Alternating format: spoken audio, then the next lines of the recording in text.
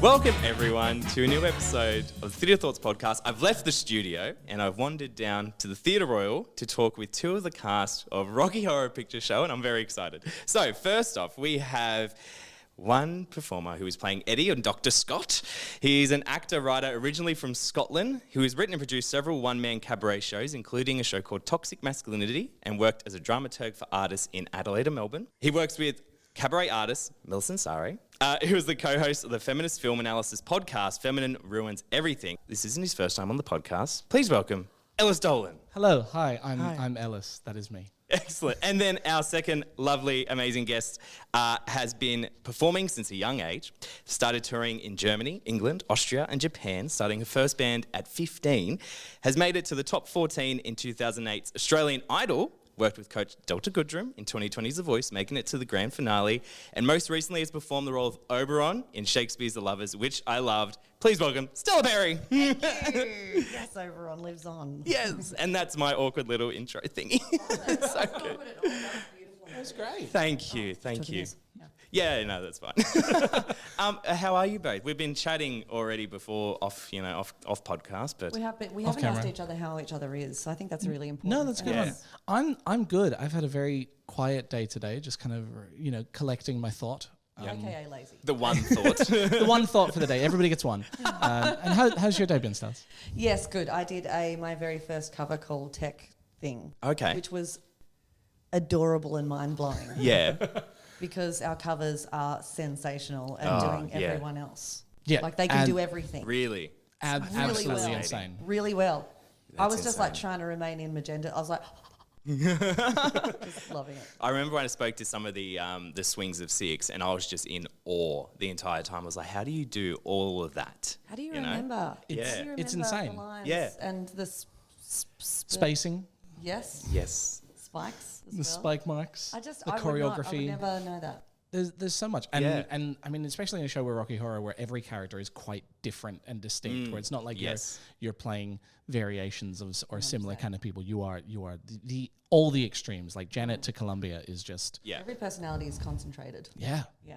Yeah, I loved you guys in the show as well. We came opening night thank and we absolutely loved it. I mean, I personally just love Rocky Horror already. Same. Yeah. Yeah. Huge Yeah. fan. And I remember the very first time, I want to ask your first times in a sec of Rocky Horror. And mine was my mum first introduced it to me because she loves it. And she always talks about used to going to the cinema all dressed in a fishnet stocking. And, as like an 11-year-old boy, you go, Mum, I don't really want to picture that. But she made me watch the film and I was just like, what the fuck is going on right now? It's very that. It is. It's very that. But then the first time afterwards you see go, it. I'm I want to addicted. watch that again. Yeah. Yeah. Your mum sounds amazing. Yeah. She's awesome. I want to know her. Yeah. But what about you? What were your first times? Well, my story is very similar. My parents showed it to me when I was like 10 because they raised me correctly. Yeah. And like as soon as I watched it, I was like, this is so cool. It's great. I want to do that. And specifically, I was like, I want to be the guy that bursts out of the freezer, sings a song, Yes. and then gets brutally murdered. Spoilers, love- brutally murdered. I was just like, that's all I want to do. Yeah. And so it is a literal childhood dream come true to be Yeah. to be a part of this amazing cast. Do you think about Meatloaf when you're up there? Oh, Or it's hard do not to. Yeah. Like he left such an incredible impression in that role, and because this is the 50th anniversary, there's a part of me that's like, I want to find my take on the character, but I also want to honor the Eddies that came, the Eddies of the past looked down on us, and all that kind of thing. Isn't there?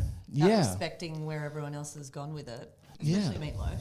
Yeah. I feel the same with Tim Curry. Like, Yes. Yeah. you want to draw from him, but you want to freshen it up and do your own thing because Yeah. there's no point just copying what everyone else has done. Exactly. Which we could all do. Like, if you're an actual fan of Rocky, you can say everything like they say it in the movie. Yeah.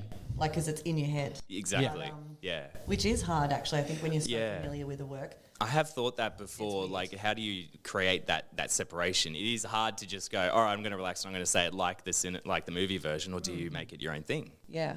I've struggled with that with Magenta, to be honest. I've definitely deliberately kind of picked and choose. There are some lines, particularly as Dr. Scott, that I'm like, no, I'm saying this the way it's in the movie because God, you did. Yeah. You've changed the way you've been saying Janet. Have I? The last 2 shows. Oh no, I have not. Yeah, slightly different. Oh, okay. I'll need to tweak on that. No, I love it. But it's that thing of it. You find moments where it's like let's pay respect to the thing that everybody in the audience is such a huge fan already. Let's pay respect to the thing that they know, but also let's find the jokes or the laughs or the deliveries that nobody else kind of has. Yeah. Guys, I'm just having an epiphany moment. Oh, I love it. And you would have seen it on my face. I did see. I was like, I went to a place. It's very ADD of me. It's like tuning out, thinking about my own thing. I think that this chick that I went to high school with, Frances, introduced it to me. I just remember it being in my house and watching it the first time. And I know Mum wouldn't have, not because she's like anti anything, she just wouldn't have been cool enough to pick it out. Right. Plus, we always picked out our own videos. Yes, videos. Yes. 83 baby. Yes. No, I remember. When I watched it for the first time, I just remember watching it for the first time. I don't know how it was in the house, but I just remember being like, what the fuck's happening? Yeah. Definitely a lot of that, but also like, I am so turned on by Tim Curry. Yeah. It was, I was putting that in the wank bank. Yeah. And I would have been like 11 or 12. Yes. When that bank started to fill up. I with think Tim Curry. Just all Tim Curry. The eyebrow moment, you know that. Yeah, the little eyebrow raise he always does. Well, babies, don't you panic. I love it.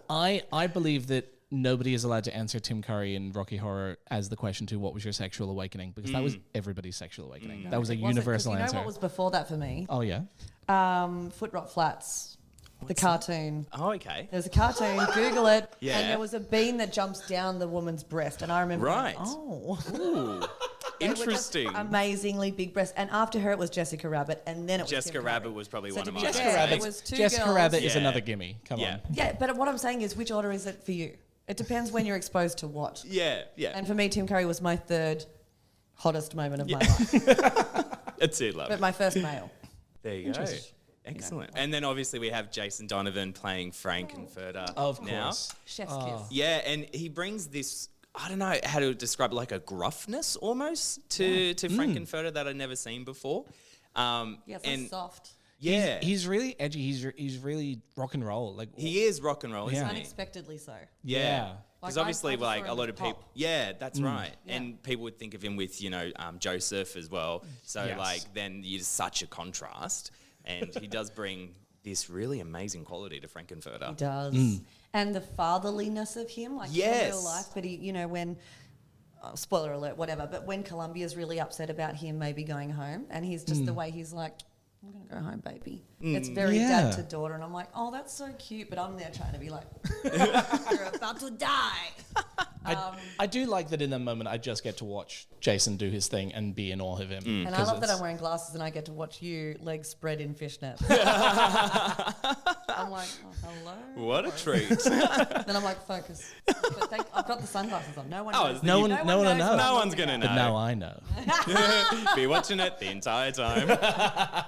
So I guess the question is, why do you think Rocky Horror has this appeal that after 50 years, people are still rocking up? They're still rocking up. They're still thank See you. what you did there.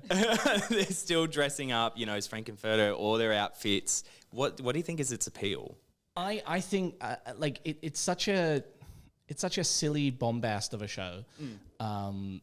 That's high energy and it's a lot of fun. And I think you could just look at it and be like, people come because they like to dance the time warp and the music's good and blah, blah, blah. But I think the reason it's lasted 50 years, which is astonishing for any piece of musical theater, is I think the message really resonates with people. Like at the end of the day, it's all about don't dream it, be it. Yeah. And I think people really take that, especially people in marginalized communities or the queer communities who see a part of themselves reflected in this movie that at the time that might have been the first example of that. Or it might Well, be yeah, the like we're first- already talking about like sexual awakenings with it. So Exactly. Like it's, I think so many people have that experience with it and that response to it, and the reason it resonates is because it's true and it's honest, and people, it makes people feel things in a way that they can come and they can dance the time warp and they can have a good time. But at the end of the day, they're just like, this makes me feel better about who I am as a human, and that's invaluable. yeah, I love that. I usually wouldn't add to something that was so perfectly put. I don't have anything to add on to what your points were, but I was just thinking I had another epiphany moment. Love it. Please share your I need to epiphanies. add like dings for like the Put my epiphany. foot up No, on go the- for it. Thank you. What I was just thinking was, and tell me if you disagree, but back in the day when it came out, 50 years ago,